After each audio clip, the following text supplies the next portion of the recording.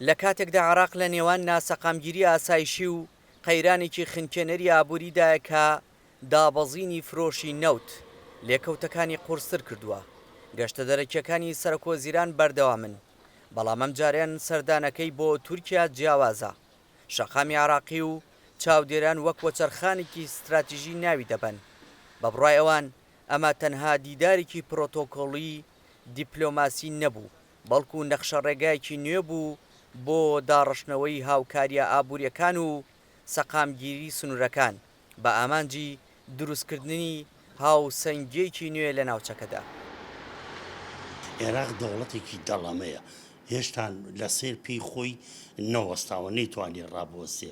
بۆیە ئەم سەردانانەی بەڕێزێدی بۆ ئەمریکا هەم بۆ ئێران هەم بۆ تورکیا و لە چەند ڕۆژی داهاتوش بۆ سعودی هاچێت، ئەمە لە ڕووی ئابووری، لە ڕووی ئەمنی، لە ڕووی پەیوەندی نێودەوڵەتیەکان، لە ڕووی پەیوەندیە سیاسیەکان زۆر گرنگە بۆ عێراق.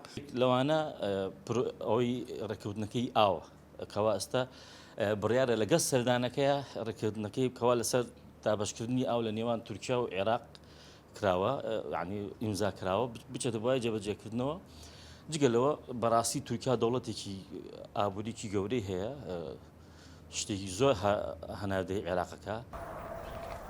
بە گوێرەی زانیاریەکان دۆسیەی وزە، ئاسایشی ناوچە سونوورەکان و داهاتووی ئابووری عێراق و ئاسایشی ئاو تەوەری سەرەکی کۆبوونەوەکانی ئەنقەرە بوون کە تیدا هەردوو لە هەوڵیاندا خاڵە هاوبەشەکان بەهێزتر بکەن و زەمینە بۆ ڕێککەوتنی درێژخایەن خۆش بکەن. لەگەڵ هەڵگیرساندنی جەنگی نێوان ئەمریکا و ئێران، فرۆشی نەوتی عێراق لە 3 ملیۆن و 500 هزار بەرمیل لە ڕۆژێکدا کەمی کردووە بۆ نزیکەی 500 هزار بەرمیل لە ڕۆژێکدا.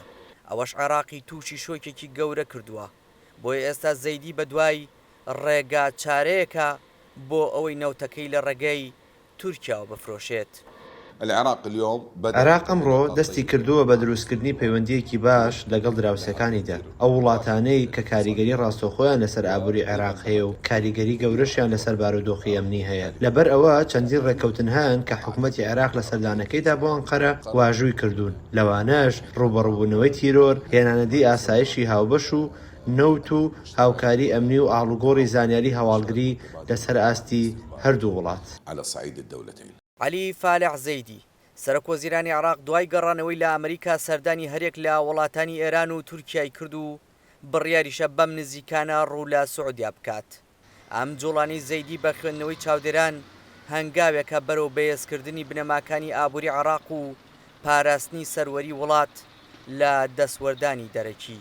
بەڵام ئەوەی کە ئایا عێراق لە دروستکردنی ئەم هاوسەنگێدا سەرکەوتوو دەکات یان نا بە کراوی دەمێنێتەوە. دیار جەمال دەنگی ئەمریکا، کەرکووک.